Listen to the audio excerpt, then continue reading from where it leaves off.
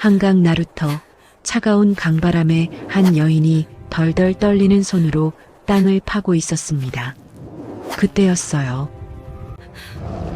누가 우리를 깨우는가? 살려주십시오. 저승에서 들려오는 듯한 목소리가 사방을 울렸습니다.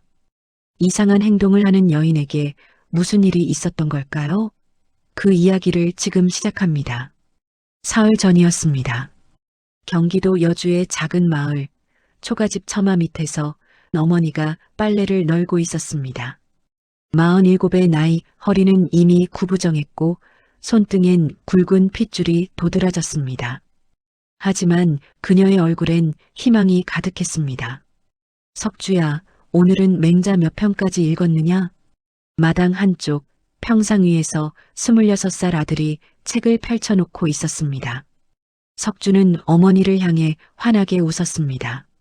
어머니, 오늘은 1후편을 다 읽었습니다. 내일부터는 고자편을 시작하겠습니다.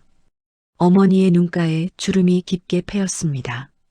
기쁨의 주름이었습니다. 21살에 남편을 여의고 홀로 아들을 키우며 26년을 살아왔습니다. 품팔이를 하고 바느질을 하고 남의 집 빨래를 해주며 아들의 글 공부를 시켰습니다. 우리 석주가 이번 가을 과거에 꼭 급제할 게다. 그동안 얼마나 고생했느냐. 어머니, 제가 급제하면 제일 먼저 어머니께 비단옷을 지어드리겠습니다. 아이고, 그런 건 필요 없다. 내가 벼슬만 하면 이 어미는 그걸로 족하다. 어머니는 아들을 보며 미소를 짓고 있었습니다. 석주는 다시 책 속으로 빠져들었습니다. 평화로운 오후였습니다. 가을 햇살이 따스하게 마당을 비쳤습니다. 그때였습니다. 석주가 갑자기 책을 떨어뜨리며 가슴을 움켜쥐었습니다. 얼굴이 새하얗게 질렸습니다. 어머니, 어머니, 어머니가 빨래를 내던지고 달려왔습니다. 석주야, 석주야, 왜 그러느냐? 석주는 평상에서 떨어져 땅바닥을 굴렀습니다. 온몸이 경련을 일으켰습니다. 입에서 거품이 나왔습니다. 석주야, 석주야, 정신 차려라. 어머니는 아들을 안아 올렸습니다. 석주의 몸이 불덩이처럼 뜨거웠습니다. 눈은 뒤집혀 흰자위만 보였습니다. 사람 살려. 누구 없소? 사람 살려. 이웃집 아주머니와 이장이 달려왔습니다. 모두가 놀라 입을 다물지 못했습니다. 이게 대체 무슨 병이요? 글쎄, 멀쩡하던 총각이 갑자기. 어머니는 아들을 방 안으로 옮겼습니다. 이불을 덮어주고 물수건으로 이마를 닦았습니다. 하지만 열은 내려갈 기미가 보이지 않았습니다. 석주는 계속 헛소리를 했습니다. 물이 차가워. 숨을 쉴 수가 없어. 살려줘. 제발. 석주야, 엄마가 여기 있다. 괜찮다. 괜찮아. 밤이 되었습니다. 어머니는 단 한순간도 아들 곁을 떠나지 않았습니다. 촛불을 밝혀놓고 아들의 손을 꼭 잡고 있었습니다. 석주의 열은 더 심해졌습니다. 옷이 땀으로 흠뻑 젖었습니다. 다음 날 아침 어머니는 마을 약방으로 달려갔습니다.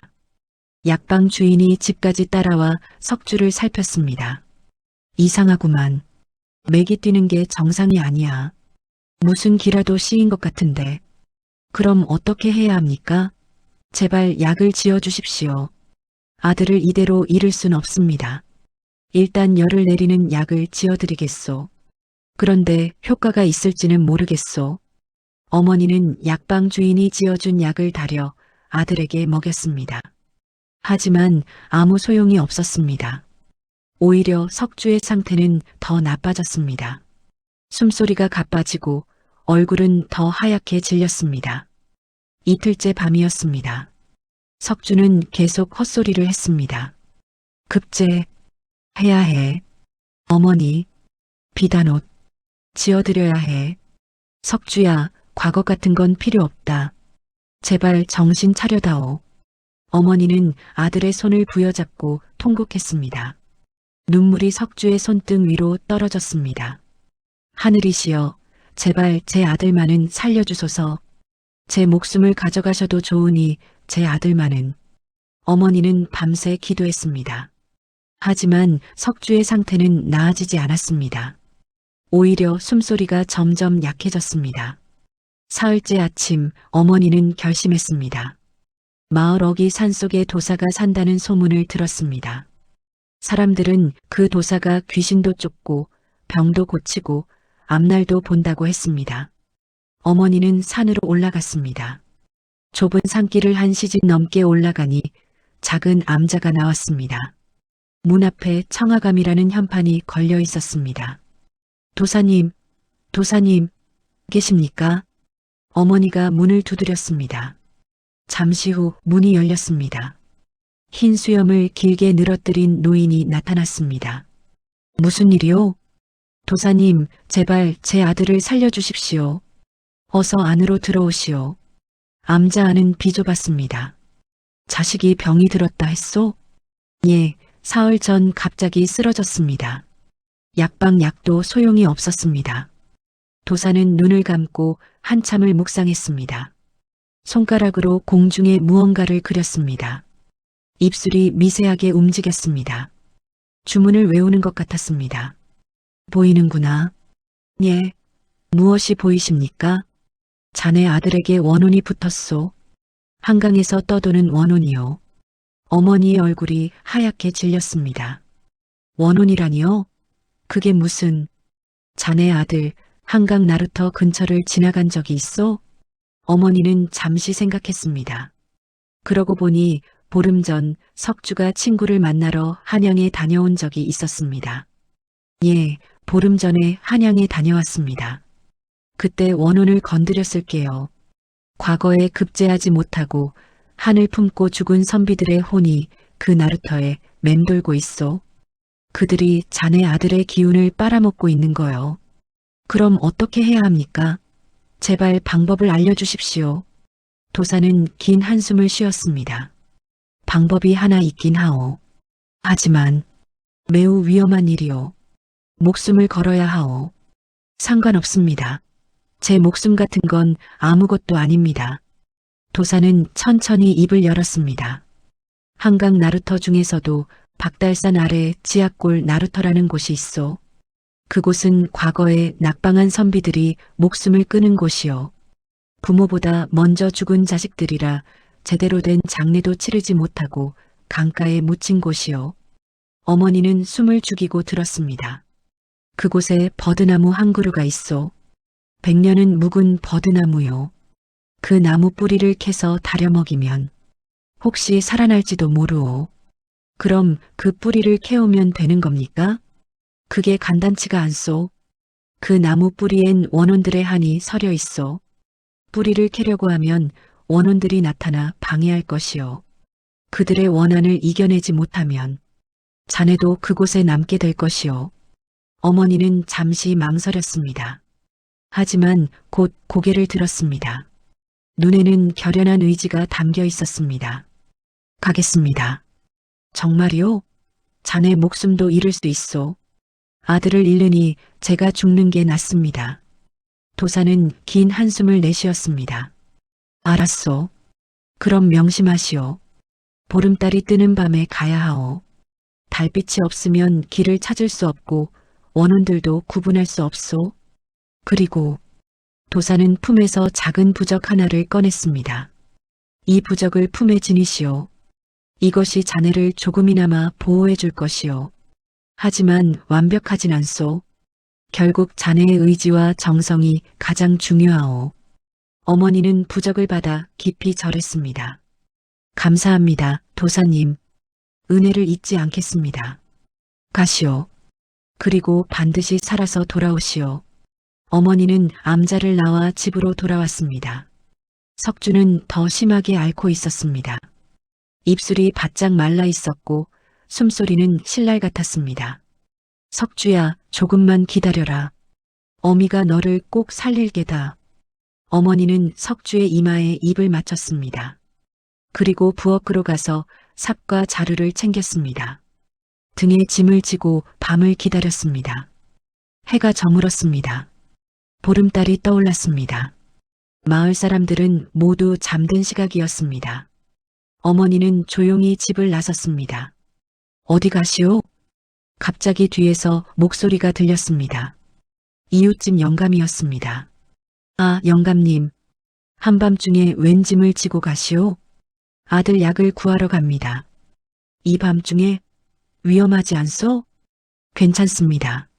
곧 돌아오겠습니다. 어머니는 서둘러 마을을 빠져나갔습니다. 영감은 고개를 갸웃거리며 집으로 돌아갔습니다. 어머니는 산길을 걸었습니다. 달빛이 길을 비췄지만 숲속은 어두웠습니다. 부엉이 울음소리가 들렸습니다. 바람이 나뭇가지를 흔들었습니다. 어머니는 무서웠지만 계속 걸었습니다. 2시진을 걸어 한강에 도착했습니다. 강물이 달빛을 받아 반짝였습니다. 어머니는 강을 따라 걸었습니다. 도사가 말한 지하골 나루터를 찾아야 했습니다. 얼마를 걸었을까? 앞에 허름한 표지석이 보였습니다. 지하골이라는 글자가 희미하게 새겨져 있었습니다. 여기로구나. 어머니가 나루터로 향하려는 순간이었습니다. 엄마! 엄마! 엄마! 어린아이의 목소리였습니다. 가늘고 떨리는 목소리. 어머니는 깜짝 놀라 뒤를 돌아봤습니다. 표지석 뒤에 작은 아이가 서 있었습니다. 5살쯤 되어 보이는 남자아이였습니다. 젖은 옷을 입고 머리카락에서 물이 똑똑 떨어졌습니다. 넌 누구냐? 어머니의 목소리가 떨렸습니다. 아이의 얼굴은 창백했고 눈은 텅 비어 있었습니다. 엄마! 엄마 어디 갔어? 엄마! 아이가 어머니를 향해 걸어왔습니다. 발소리가 나지 않았습니다. 마치 공중에 떠서 움직이는 것 같았습니다. 어머니는 뒤로 물러섰습니다. 하지만 아이는 계속 다가왔습니다. 엄마! 배고파 추워! 엄마 어디 있어? 어머니의 가슴이 먹먹해졌습니다. 석주 생각이 났습니다. 만약 석주가 이렇게 된다면, 아가야, 내 엄마는 어디 계시냐? 아이가 울음을 터뜨렸습니다. 몰라. 엄마가 날 두고 갔어. 강에서 물고기 잡다가 빠졌는데 엄마가 안 와. 어머니는 무릎을 꿇고 아이와 눈높이를 맞췄습니다. 손을 뻗었습니다. 아이의 손은 얼음장처럼 차가웠습니다. 아가야, 내 엄마는 지금도 널 찾고 계실 거야. 매일 강가에 나와서 내 이름을 부르고 계실 거야. 정말이에요? 아이의 텅 빈 눈에 생기가 돌았습니다. 정말이란다. 부모는 자식을 절대 잊지 않아. 내가 어디 있든 부모는 너를 찾고 있단다. 아이가 고개를 끄덕였습니다. 그리고 물었습니다. 아줌마는 왜 여기 왔어요? 이 밤에? 내 아들이 아파서 약을 구하러 왔단다. 아이가 고개를 저었습니다. 가면 안 돼요. 저기 무서운 형들이 많아요. 화가 많이 난 형들. 알아. 하지만 가야 해. 내 아들을 살려야 하거든. 아이는 한참을 어머니를 바라보다가 말했습니다. 그럼 저기 다리 있죠? 그 다리로 가세요. 딴 곳보다 다리로 가면 조금은 안전해요. 어머니는 아이를 안아주었습니다. 차갑고 축축했지만 어머니는 꼭 안아주었습니다. 고맙다, 아가야. 내 엄마도 분명 널 사랑하실 거야. 너도 엄마를 잊지 마. 아이가 환하게 웃었습니다. 그리고 천천히 사라졌습니다. 어머니는 아이가 알려준 다리를 찾았습니다. 낡고 삐걱거리는 나무 다리였습니다. 하지만 건너야 했습니다. 다리를 건너 나루터에 거의 다다랐을 때였습니다. 갑자기 안개가 사방에서 몰려왔습니다. 짙은 안개가 순식간에 앞을 가렸습니다. 달빛마저 가려졌습니다. 여자의 흐느낌이 들렸습니다. 슬프고 원망스러운 소리였습니다. 어머니는 멈춰 섰습니다. 심장이 두근거렸습니다. 누구십니까? 안개 속에서 한 여인이 나타났습니다. 하얀 소복을 입고 머리를 풀어 헤친 채였습니다. 얼굴은 창백했고 눈에는 핏빛 눈물이 흘렀습니다. 왜 여기 왔소? 여인의 목소리가 떨렸습니다. 하지만 분노로 가득한 목소리였습니다. 저는 아들을 살리러 왔습니다. 아들?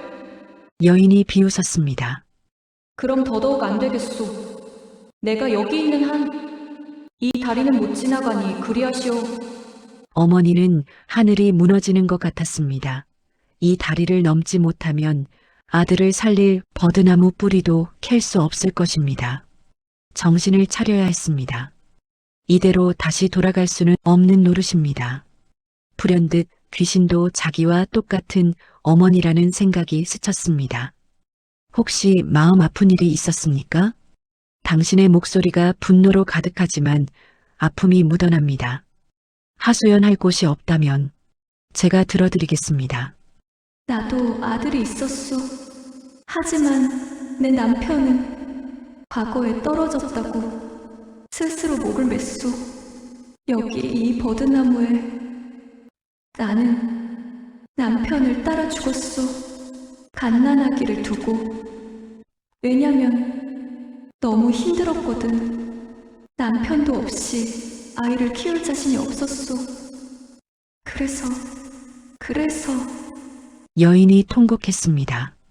하지만 죽고 나니 후회됐소. 내 아이는 어떻게 됐을까? 누가 키웠을까? 뭐라도 먹기는 하는 건지 이 못난 엄마를 원망했을까? 하는 생각이 하루에도 미칠 듯이 내 가슴을 때린다오. 너무 가슴이 아파. 가슴이. 어머니 눈에도 눈물이 흘러내렸습니다. 부모라면 자식이 어떤 존재인지 잘 알기 때문이었습니다. 그 아이가 지금 어디 있는지 알고 싶지 않으십니까? 여인이 번쩍 고개를 들었습니다. 알고 싶소. 너무 알고 싶소. 하지만 나는 여기서 벗어날 수 없소. 만약 제가 돌아가는 길에 그 아이를 찾아본다면, 당신의 사랑을 전한다면 저를 보내주시겠습니까? 여인은 한참을 망설였습니다. 그리고 천천히 입을 열었습니다. 내 아이. 이름은 창복이오. 28년 전 이 마을에 두고 왔소. 친정 언니가 데려갔을 거요. 여인이 흐느꼈습니다. 그 아이에게 전해주시오. 엄마가 미안하다고. 엄마는 약했다고 하지만 단 하루도 널 잊은 적 없다고. 꼭 전하겠습니다. 반드시 전하겠습니다. 약속드립니다. 여인이 손을 뻗었습니다. 어머니의 손을 잡았습니다. 얼음장처럼 차가웠습니다. 고맙소. 하지만 조심하시오. 저 앞에 원혼들이 많소서. 내 남편처럼 과거에 낙방하고 목숨을 끊은 이들이 수없이 많다오. 압니다. 하지만 가야 합니다. 여인이 고개를 끄덕였습니다. 그럼 이것을 부탁하오. 여인이 품에서 작은 옥비녀를 꺼냈습니다. 이것은 내 친정어머니가 주신 것이오. 창복에게 이것을 보여주면 엄마라는 걸 알 수 있을 거요. 어머니는 옥비녀를 받았습니다. 그리고 깊이 절했습니다. 감사합니다. 정말 감사합니다. 이 비녀는 잘 간직해 꼭 전하겠습니다. 여인이 천천히 사라졌습니다. 안개도 함께 걷혔습니다. 달빛이 다시 밝아졌습니다. 어머니는 계속 걸었습니다. 그리고 드디어 보았습니다. 강가에 우뚝 서 있는 거대한 버드나무를. 나무는 정말 컸습니다. 가지가 물 위로 늘어져 있었습니다. 바람이 불 때마다 가지가 물결을 스쳤습니다. 저 나무구나. 어머니는 버드나무 아래로 다가갔습니다. 나무 밑동을 살폈습니다. 뿌리가 땅속 깊이 박혀 있었습니다. 삽을 들고 땅을 파기 시작했습니다. 첫 삽을 뜨는 순간이었습니다. 어디선가 신음소리가 들렸습니다. 어머니는 깜짝 놀라 주위를 둘러봤습니다. 아무도 없었습니다. 다시 땅을 팠습니다. 누가 우리를 깨우는가? 이번엔 더 크게 목소리가 들렸습니다. 어머니의 손이 떨렸습니다. 하지만 멈출 수 없었습니다. 계속 땅을 팠습니다. 바람이 거세졌습니다. 갑자기 안개가 사방에서 몰려왔습니다. 달빛이 가려졌습니다. 주위가 캄캄해졌습니다. 누구냐? 누가 감히? 사방에서 목소리가 들렸습니다. 여러 명의 목소리였습니다. 어머니는 소름이 돋았지만 삽질을 멈추지 않았습니다. 구덩이가 점점 깊어졌습니다. 뿌리가 드러나기 시작했습니다. 굵은 뿌리였습니다. 어머니는 더 세게 팠습니다. 손에 물집이 잡히고 피가 났습니다. 그때였습니다. 강물이 소용돌이 치더니 높이 솟구쳤습니다. 어머니는 놀라 뒤로 물러섰습니다. 물속에서 무언가가 떠올랐습니다. 손이었습니다. 창백한 손이 물 위로 나왔습니다. 하나가 아니었습니다. 수십 개의 손들이 물 위로 솟아올랐습니다. 누가 우리를 방해하는가? 물속에서 형상들이 나타났습니다. 젊은 선비들이었습니다. 과거 시험지를 손에 쥔 채 흰 도포를 입고 있었습니다. 얼굴은 창백했고 눈은 텅 비어 있었습니다. 수십 명, 아니 그 수를 셀 수 없을 만큼 끝이 없었습니다. 모두 버드나무를 둘러싸고 서 있었습니다. 떠나라. 이곳은 죽음의 땅이다. 어머니는 온몸이 바들바들 떨려 뒤로 물러섰습니다. 다리가 말을 안 들었습니다. 하지만 아들 생각이 났습니다. 죽어가는 아들의 얼굴이 떠올랐습니다. 안 됩니다. 저는 떠날 수 없습니다. 어머니는 다시 삽을 들고 땅을 팠습니다. 귀신들이 다가왔습니다. 멈춰라. 우리를 건드리지 마라. 조금 더 파내려가면 너를 끌고 차디찬 물속으로 데려갈 것이야. 제 아들을 살려야 합니다. 이해해 주십시오. 제발 부탁드립니다. 어머니는 계속 땅을 팠습니다. 뿌리가 거의 드러났습니다. 조금만 더 파면 뿌리를 뽑을 수 있었습니다. 안 되겠구나. 그때였어요. 아주 찬 바람이 어머니의 온몸을 붙잡았습니다. 어머니의 숨이 하얗게 변하며 온몸이 얼어붙는 것 같았습니다. 손발 어느 것 하나 움직이지 않았습니다. 살려주십시오. 아들이 죽어갑니다. 어머니는 간신히 말을 토해냈습니다. 한 선비가 슬픔에 잠겨 말했습니다. 우리도 부모가 있었다. 우리도 급제하고 싶었다. 부모님을 기쁘게 하고 싶었다. 하지만 우리는 실패했다. 또 다른 선비가 고개를 떨구며 말했습니다. 부끄러워서 집에 갈 수 없었다. 부모님 얼굴을 볼 수 없었다. 그래서 여기서 목숨을 끊었다. 어머니의 눈에서 눈물이 흘렀습니다. 귀신들의 이야기를 들으며 가슴이 미어졌습니다. 여러분도 부모를 사랑했군요. 선비들이 고개를 끄덕였습니다. 사랑했다. 하지만 그 사랑을 이룰 수 없었다. 우리의 하늘 아는가? 부모의 기대를 저버린 자식의 하늘. 어머니는 굳어버린 다리로 무릎을 꿇었습니다. 그리고 천천히 입을 열었습니다. 압니다. 제가 어떻게 모르겠습니까? 어머니의 목소리가 떨렸습니다. 저도 부모였으니까요. 자식이 아프면 부모는 죽고 싶은 마음입니다. 여러분의 부모님도 그러셨을 겁니다. 선비들이 조용해졌습니다. 한 선비가 물었습니다. 우리가 급제하지 못한 것, 부모님이 실망하셨을 것이오. 어머니는 고개를 저었습니다. 아닙니다. 부모는 자식이 급제하길 바라는 건 사실입니다. 하지만 그것보다 더 바라는 건 자식이 살아있는 겁니다. 선비들이 술렁였습니다. 정말 그런가? 우리는 그걸 몰랐다. 어머니가 일어섰습니다. 그리고 선비들을 하나하나 바라보며 말했습니다. 제 아들도 과거 시험을 준비하고 있습니다. 저도 아들이 급제하길 바랍니다. 하지만 만약 아들이 떨어진다 해도 저는 아들을 사랑할 겁니다. 급제 같은 건 아들의 목숨에 비하면 아무것도 아닙니다. 어머니가 외쳤습니다. 여러분은 짐이 아닙니다.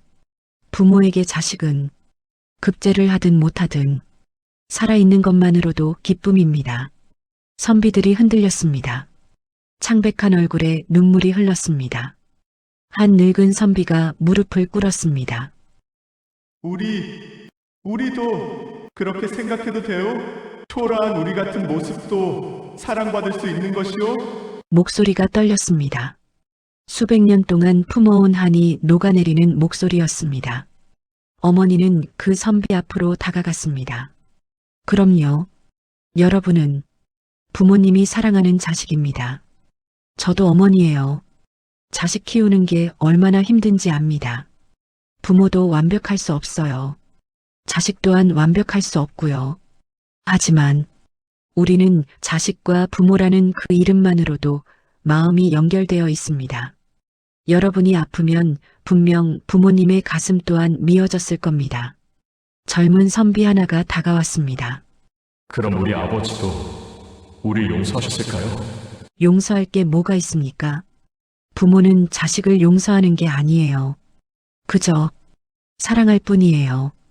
다른 선비가 물었습니다. 그럼 우리 어머니도 우릴 기다리셨을까요? 기다리셨을 겁니다. 매일 문 앞에 나와서 여러분이 돌아오길 기다리셨을 겁니다. 돌아가신 후에도 하늘에서 여러분을 찾고 계실 겁니다. 선비들이 하나둘 무릎을 꿇기 시작했습니다. 수십 명, 수백 명의 선비들이 모두 무릎을 꿇고 울었습니다. 어머니, 아버지, 미안합니다. 저희가 잘못 생각했습니다. 급제보다 살아서 돌아갔어야 했습니다. 죄송합니다. 통곡 소리가 산천을 울렸습니다. 어머니도 함께 울었습니다. 한 선비가 어머니에게 다가왔습니다. 고맙소. 아무도 우리한테 이런 말을 해준 적이 없었소. 모두가 우릴 실패자라고 부끄러운 자식이라고 그렇게만 말했소. 어머니는 그 선비의 손을 잡았습니다. 아닙니다. 여러분은 최선을 다하신 겁니다. 그것만으로 충분합니다. 선비들의 얼굴이 천천히 밝아지기 시작했습니다. 창백했던 얼굴에 온기가 돌았습니다. 텅 비어있던 눈에 빛이 들어왔습니다. 이제 우리도 편히 쉴 수 있겠소. 한 맺힌 마음에 위로가 됐소.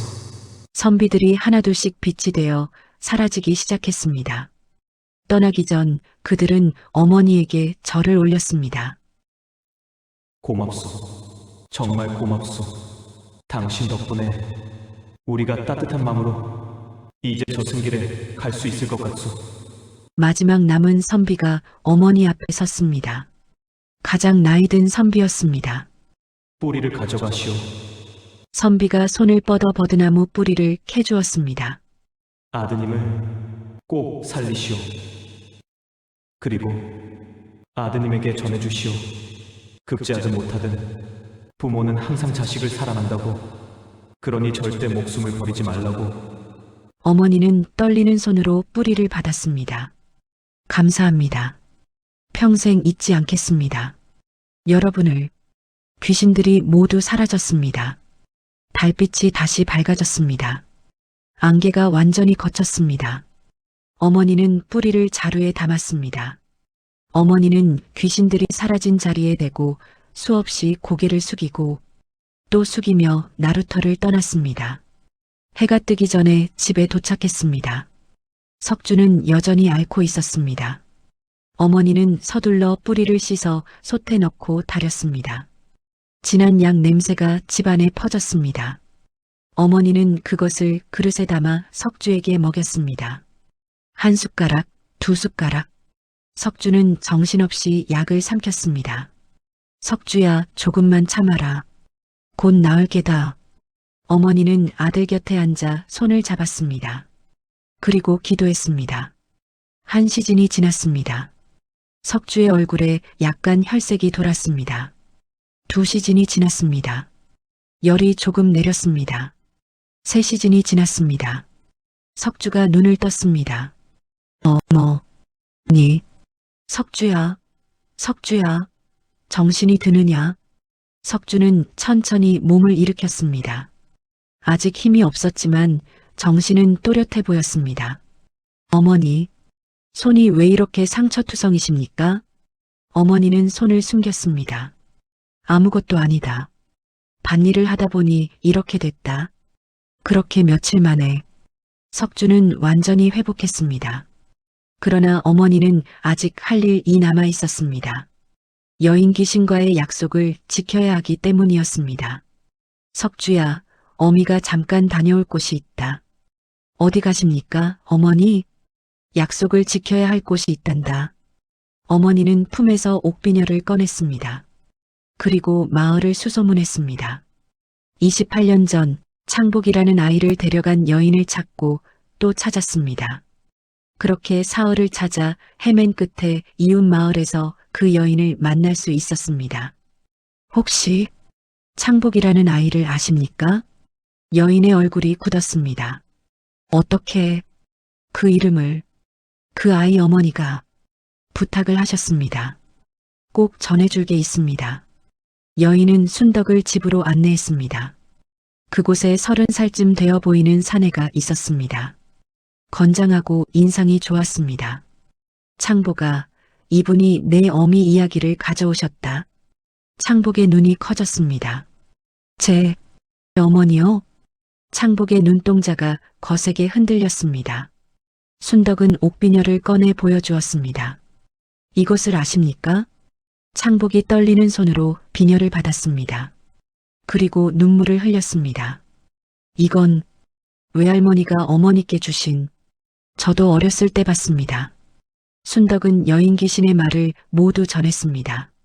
어머니께서 미안하다고 하셨습니다. 자신의 마음이 약했다고. 하지만 단 하루도 아드님을 잊은 적이 없다고 말씀하셨어요. 창복은 무릎을 꿇고 통곡했습니다. 어머니, 저는 어머니가 저를 버렸다고 평생 원망했습니다. 그런데 저승길도 못 가고 마음이 아파 그렇게. 귀신으로 사신 거군요. 죄송합니다. 정말 죄송합니다. 창복은 한참을 울었습니다. 그리고 옥비녀를 가슴에 꼭 안았습니다. 어머니, 이제라도 알게 되어 감사합니다. 저를 잊지 않고 기억해 주셔 감사합니다. 순덕은 창복의 손을 온 맘을 다해 잡아본 뒤 조용히 일어났습니다. 잘 사세요. 하늘에서 어머니가 아드님을 위해 매일 기도할 겁니다. 집으로 돌아오는 길, 순덕은 안도의 한숨을 쉬었습니다. 약속을 지켰다는 안도감에 마음이 조금은 가벼웠습니다. 가을이 왔습니다. 석주는 과거 시험을 보러 한양으로 떠났습니다. 어머니는 매일 하늘에 기도했습니다. 부디 우리 아들이 급제하게 해주십시오. 그리고 나루터에 계신 분들도 부디 편히 쉬시길 기도합니다. 보름 후 드디어 석주는 장원급제했습니다. 마을 전체가 들썩였습니다. 어머니는 기쁨의 눈물을 흘렸습니다. 석주는 벼슬길에 올랐습니다. 3년 후 한양에 집을 마련하고 어머니를 모셨습니다. 하지만 어머니는 그날 밤을 잊을 수 없었습니다. 매년 보름달이 뜨는 밤이면 한강 나루터를 찾았습니다. 음식을 장만해서 제사를 지냈습니다. 여러분께 감사드립니다. 제 아들이 살 수 있었고 급제할 수 있었던 건 여러분 덕분입니다. 부디 편히 쉬십시오. 이 은혜 뼈속까지 간직하겠습니다. 어머니는 절을 올렸습니다. 강물은 조용히 흘렀습니다. 버드나무 가지가 바람에 흔들렸습니다. 그리고 신기한 일이 일어났습니다.